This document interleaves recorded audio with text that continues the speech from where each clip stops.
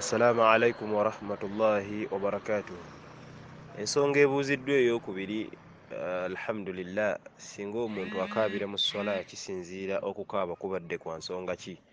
Singa obeera nga bwe tulaba abantu abamu oba bashuyukhu abamu baqura'ul Qur'an ababeera nga basoma Qur'an mu swala n'afumiitiriza ku makulu agali mu ayati z'abadde asoma oba mu ssuula z'abadde asoma n'abeera ng'akaaba, ekyo tekirina buzibu. Wabula singa obeera nga okaaba lwa nsonga ndala, simanyi taata we yafa, simanyi ani, simanyi yafa, kagamba ennaku eyo endala n'ebeera nti ekukwata, n'obeera nti okaabira mu swala, ensonga eyo teyandibadde nnungi. Ekyandibadde ekirungi okukaabirako mu swala kyandibadde kyakubeera nti olina ensonga gy'ojjukidde mu swala mu kufumiitiriza ku maani oba ku makulu ga ayati z'osomye, n'obeera nti nookaaba. Kyekyo kye mbabeera nga nkubiriza abaddu ba Allah, naye nga si kirungi kubeera nti okaabira mu swala gwe n'okoleramu, kubanga kye bayita as-sala lugatan mu lulimi oluwarabu kitegeeza ad-du'a, kuba kulaajanira Allah, okumusaba by'oba oyagala.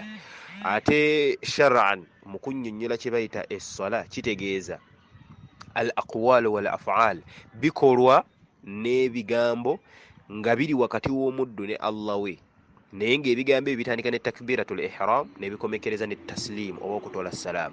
Kitegeeza bw'obeera ng'oli mu swala obeera onyumya ne Allah wo, kati tekyandibadde kirungi kubeera nti ogattamu ebintu ebirala byonna ebitali wakati wo ne Allah.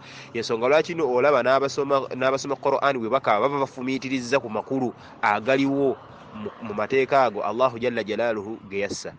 Kale sikikubiriza kubeera nti nno okaabira mu swala ku nsonga endala yonna etali wakati wo na Allah subhanahu wa ta'ala. Wallahu ta'ala a'lam. Wassalamu alaikum wa rahmatullahi wa barakatuh.